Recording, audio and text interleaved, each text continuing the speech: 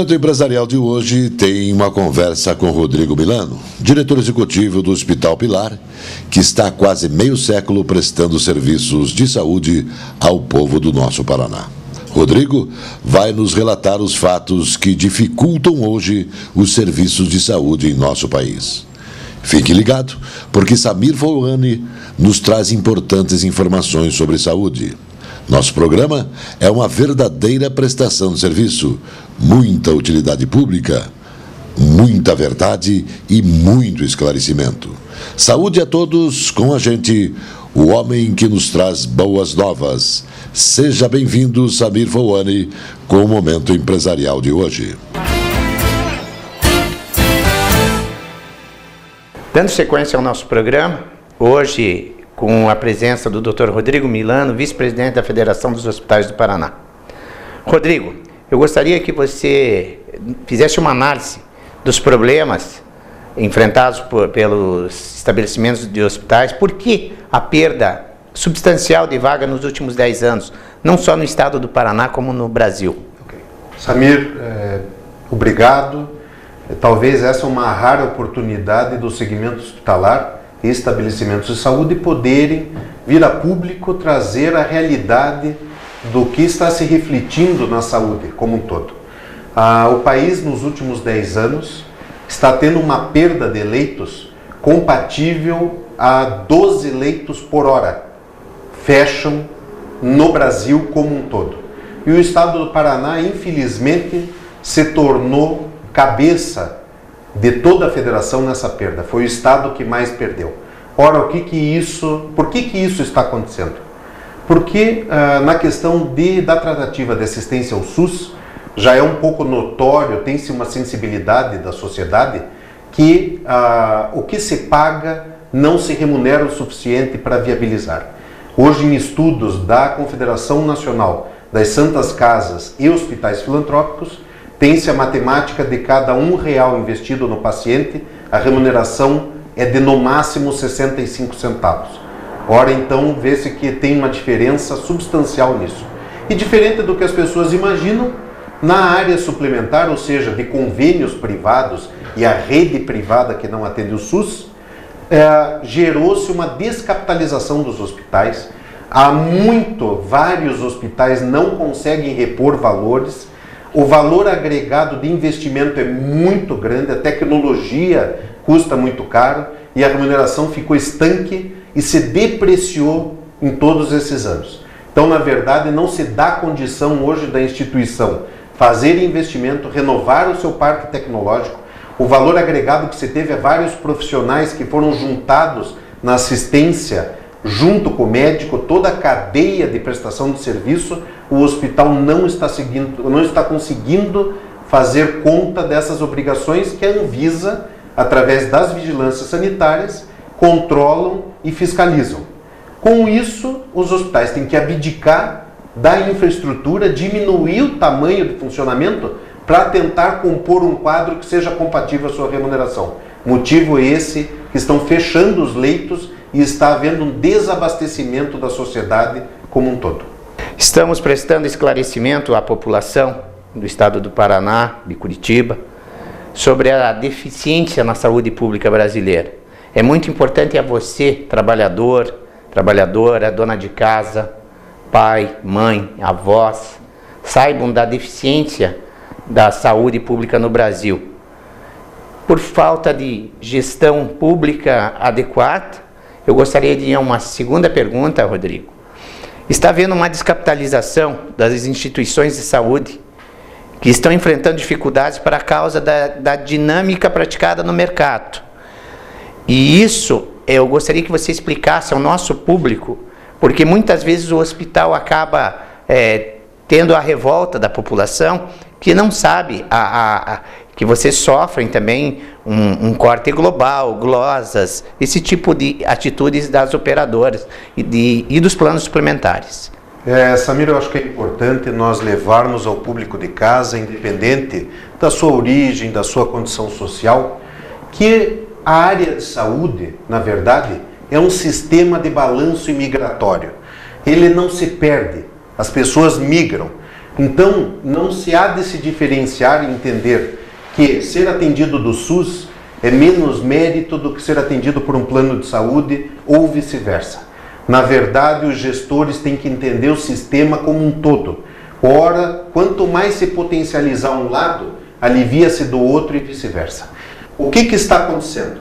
Está se pleiteando, na verdade, uma formação na gestão pública, que as instituições que atendem SUS atendam plenamente e não mais de forma parcial, como muitos que são atendidos por esse sistema visualizam no seu dia a dia uma porta de entrada pelo SUS, uma porta de entrada pelo convênio. Aí uma razão que nós concordamos com o sistema federal de que as instituições, ora, migrem e planejem o seu encaminhamento na totalidade pelo SUS ou deixem o sistema e migrem na totalidade para o sistema suplementar, fazendo uma gestão mais profissionalizada. E tem que se levar em conta também uma situação que de muitas formas se usa de maneira demagógica. Saúde, o atendimento da pessoa, o atendimento da doença, para si o valor do cidadão que está sendo atendido, não há mensuração monetária.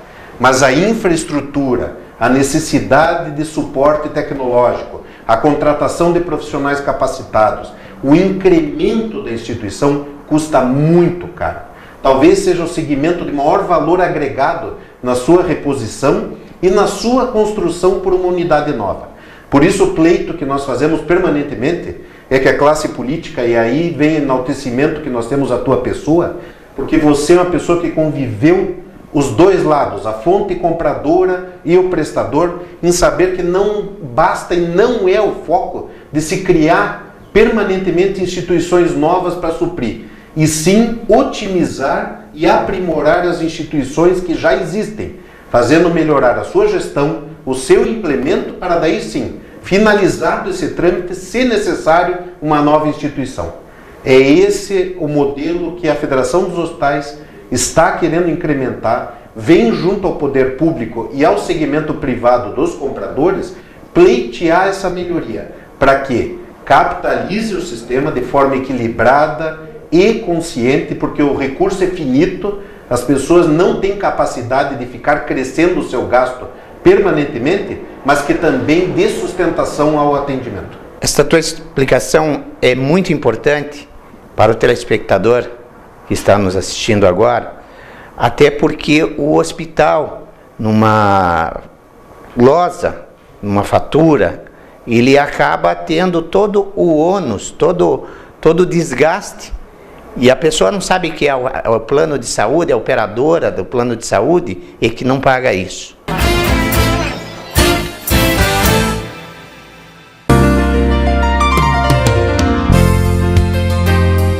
Há mais de 40 anos atrás, quando eu trabalhava no Grupo Hermes Macedo, eu recebi a visita de um colega meu que trabalhava comigo lá na empresa.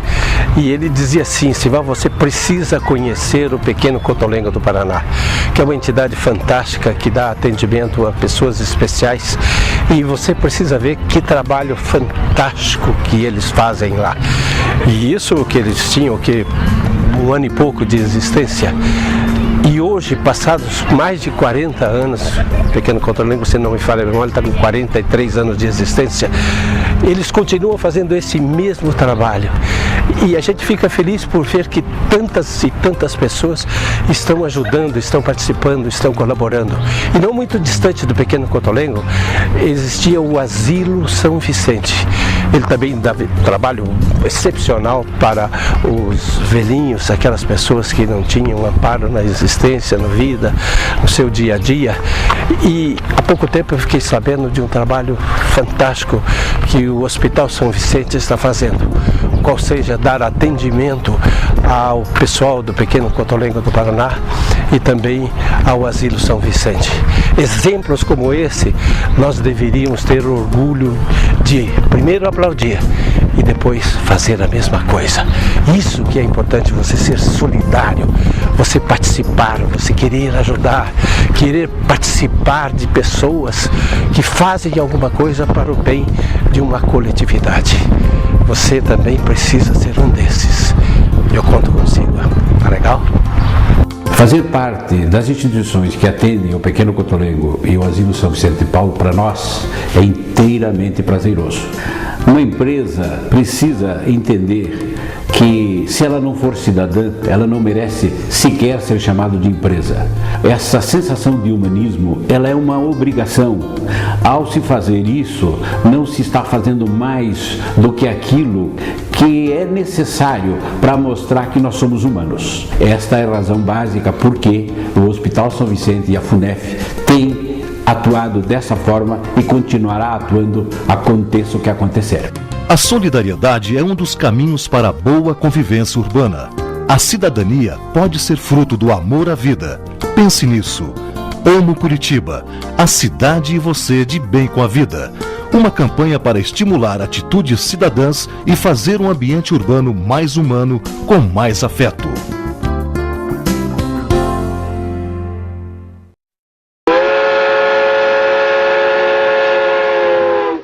Lá vai o trem, furando montanhas, seguindo um caminho de sonho e coragem. Lá vai o trem, lá vai o trem, beijando a natureza, mostrando a beleza da Serra do Mar. Curitiba é o ponto de partida, e até Paranaguá você vai ter muito prazer. Bolinho da graxa, véu de noiva, Marumbi.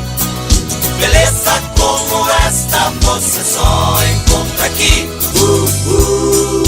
Lá vem o trem, vestido de gala, no meio da floresta, fazendo uma festa.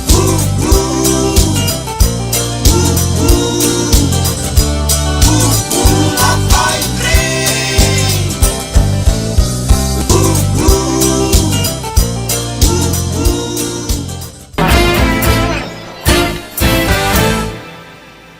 Rodrigo, eu gostaria que você me respondesse por que Curitiba hoje, a capital do estado do Paraná, tem o ISS aos estabelecimentos de saúde, seja ele hospital, clínicas, consultórios odontológicos, toda espécie de estabelecimento privado, o ISS mais caro do país, sendo que as operadoras de saúde pagam metade disso. O que a Federação dos Hospitais tem feito junto à Prefeitura de Curitiba para tentar desonerar esse imposto, para tentar dar mais qualidade no atendimento? Samir, na verdade me deixa até encabulado responder isso, porque o profissional da área de origem, no que se refere à parte fiscal e tributária, é você, que na verdade foi assim que nós nos conhecemos e começou a orientação e a tua vivência da prática do prestador, no que decorre, na verdade, esse capital do serviço prestado e não chegar até o próprio. Os motivos eu não sei por que decorrem, mas na verdade hoje toda a gama de estabelecimentos, sejam eles consultórios médicos, área de odontologia, fisioterapia, psiquiatria, fonoaudiologia, por fim, todos os profissionais que perfazem a cadeia, pagam o ISS na sua alíquota máxima. Os hospitais e alguns serviços têm hoje quase na sua plenitude, porque chegam a 4% e a alíquota máxima é 5%, e as operadoras 2%.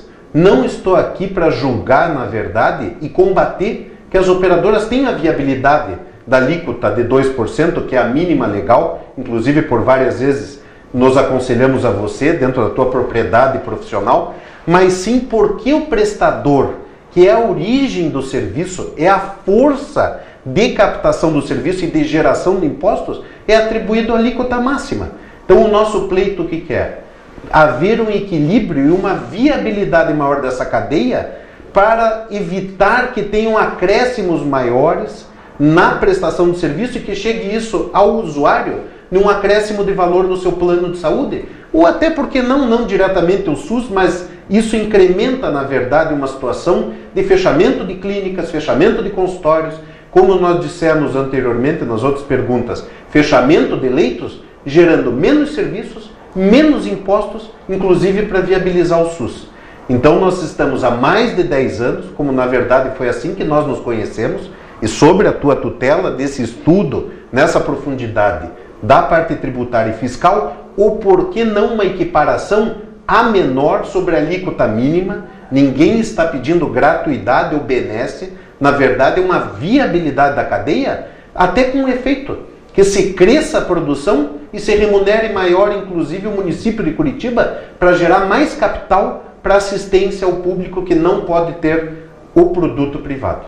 Rodrigo, é profundamente lamentável, eu tenho propriedade para falar como contabilista, que os órgãos gestores dos impostos municipais, no caso a Prefeitura Municipal de Curitiba, tenha tratado com tanto descaso público essa equivalência do ISS para os estabelecimentos de saúde. Alô, Prefeitura Municipal de Curitiba. Alô, senhores vereadores. Vamos dar ênfase. Vamos ajudar os estabelecimentos de saúde, que não são só os hospitais, são clínicas odontológicas, geradores de empregos. Nós temos aí operadoras pagando metade, os hospitais não querem gratuidade, eles querem justiça fiscal. Seguindo com o nosso programa, a você, meu conceituado telespectador, uma pergunta que eu não poderia deixar de fazer ao meu amigo particular, Rodrigo Milano, vice-presidente da Federação dos Hospitais do Paraná. Rodrigo, eu gostaria que você falasse do índice tributário dos remédios para humanos e dos remédios de uso veterinário. Samir, infelizmente é uma verdade, porque hoje o trato fiscal no medicamento de uso humano acarreta em toda a sua propriedade os impostos, e na área animal ele está isento. Isso parece até uma ironia, mas é uma realidade. E hoje muitos dos nossos telespectadores que têm o seu tratamento agudo na área hospitalar, num pronto atendimento ou numa unidade de saúde, há o acesso ao medicamento, quando requer a sua continuidade na forma crônica, não o consegue pela valoração. Feito isso, até pela proximidade que há entre um familiar seu, que é um médico, sensibilizou-se o senador Paulo Bauer em entrar com um projeto de lei pleiteando essa isenção e essa isonomia entre uso humano e uso veterinário. Para nossa surpresa, porém desconhecimento, porque nós não somos profissionais nessa área, esse projeto de lei parou e essa isenção ainda não se tornou vigente. Pleiteamos e esperamos com muita ansiedade que isso venha a acontecer. É realmente inadmissível, a você telespectador, que talvez não sabia dessa condição, onde hoje o percentual fiscal dos remédios para seres humanos serem tributados numa faixa elevadíssima, enquanto para os produtos veterinários não serem tributados. Não tenho nada contra os produtos veterinários não sofrerem taxação, mas também não se pode dar mais valor a um animal do que a uma vida humana. É lamentável que mais uma vez o Congresso sente em cima de um projeto de suma importância que reduz os tributos da medicação para os seres humanos. Nós mexemos com vidas, estão brincando com vidas. Vamos cobrar da classe política mais responsabilidade e bom senso.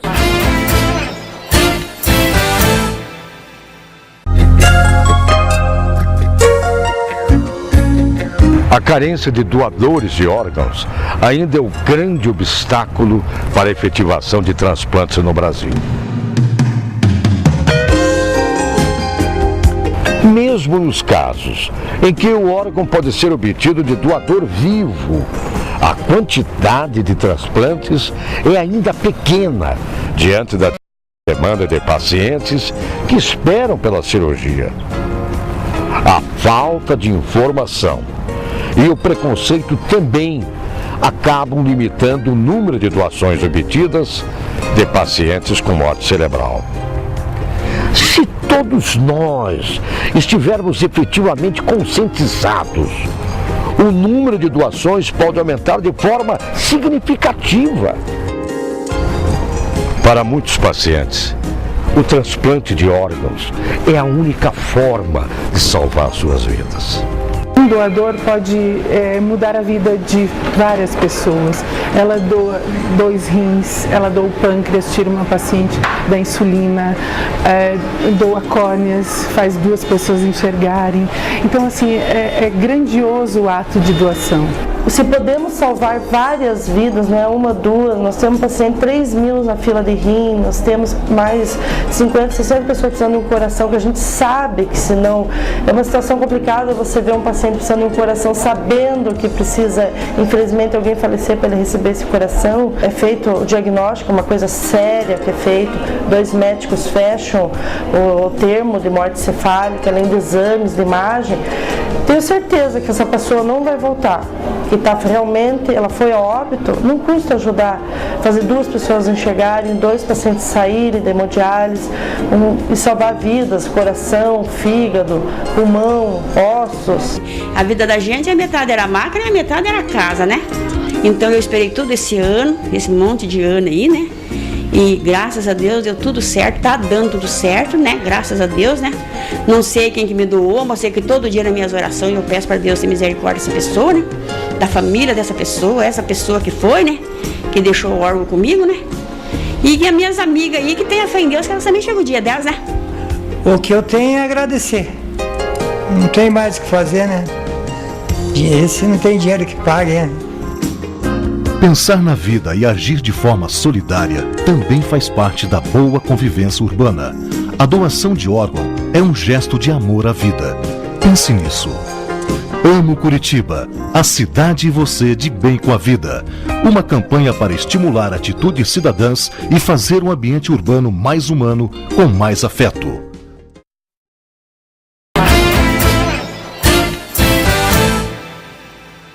Doutor Rodrigo, sobre o programa Mais Médicos que o governo federal implantou recentemente,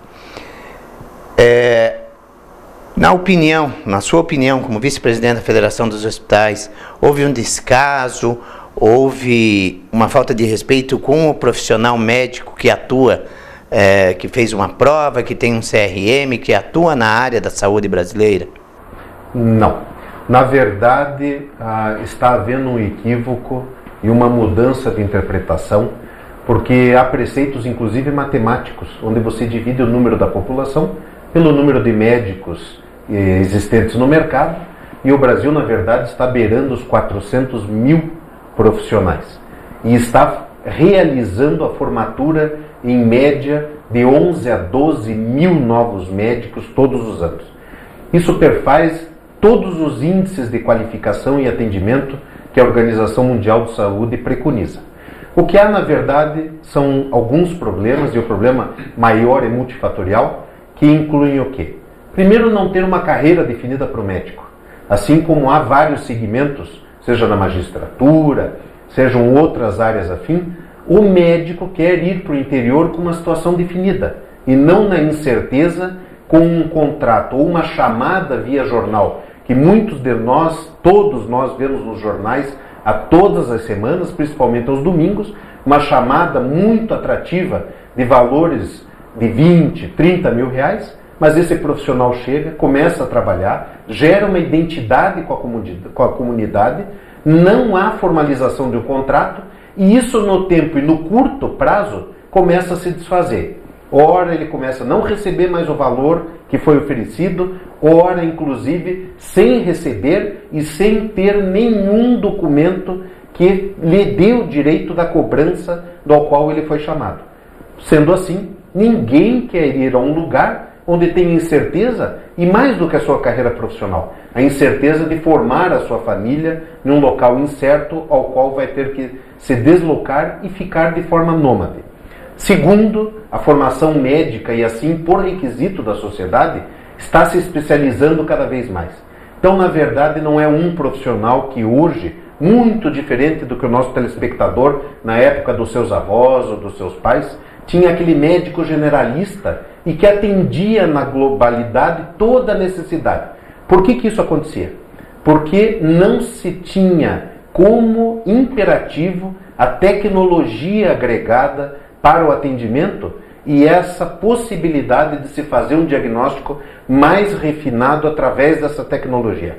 O médico conhecia através da parte clínica, da anamnese, da consulta ao paciente e tratava o paciente nessa individualidade. Ora, o público hoje com acesso a toda a mídia, toda a parte informática, não aceita mais não ter acesso ao que o mercado oferece para ter um bom diagnóstico, e o diagnóstico tem que se entender que ele é complementar. O médico ainda é a peça-chave necessária, mas esse médico requer dessa infraestrutura. Em muitos lugares não acontece isso. Veja que o próprio desabastecimento na parte de leitos hospitalares é porque muitos municípios, os seus gestores se profissionalizaram num único quesito: comprar ambulância e levar o paciente ao grande centro. Ele nem tem a infraestrutura para o atendimento, seja ele primário, secundário ou até terciário, que é o hospital de resolução. Então isso é um somatório de fatores que inibiu os médicos de se distribuírem no país como um todo, com uma política definida, e estarem concentrados nos grandes centros, onde gera um efeito rebote, um excesso de oferta, muitas vezes, onde tem uma diminuição da sua valoração e também o desabastecimento. Veja isto, que o efeito de superlotação nos pronto-atendimentos dos hospitais, nos grandes centros, é fruto do fechamento contínuo e permanente dos consultórios médicos. Por que motivo? O médico não está mais conseguindo manter o seu consultório fazendo consultas para o mercado suplementar através de convênios, onde estabelecem-se regras, inclusive, que no retorno médio do paciente em 30 dias, ele só recebe a primeira consulta. As demais ele não pode cobrar. Hoje, um consultório médio em Curitiba não se viabiliza com uma receita menor ou igual a R$ 5.500. Ora, fazendo isso, e isso dá uma ideia de que o médico, nos 22 dias úteis da semana, tenha que ter um efetivo muito grande de novos clientes. E a sua vida pessoal? E a remuneração para pagar todo o seu gasto com estudo, com a sua família? Não há viabilidade. Feito isso, os clientes não conseguem mais acessar, no curto prazo, o médico como assim gostariam. O que eles fazem? Migram, não em quadros emergenciais, porque hoje há, de fato, um percentual de 70% a 80% da procura dos pronto-atendimentos e pronto-socorros de pacientes que não são emergência e urgência, inclusive lotando e utilizando horários dos médicos que estão lá para esse fim. Então é o somatório de toda esta dinâmica que está conturbando. Feito isso, o governo federal entendeu por bem trazer médicos de fora, o que na verdade só desmoraliza e desmotiva a classe médica ainda mais.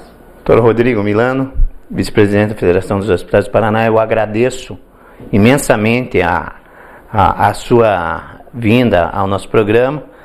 Foi de muita valia e importância as informações prestadas ao nosso público. É evidente que o nosso tempo é curto, mas nós teremos a oportunidade de trazer mais vezes o nosso amigo Rodrigo, demais autoridades da área de saúde, para que possamos sanar as dúvidas dos nossos telespectadores. Uma boa noite e até a próxima.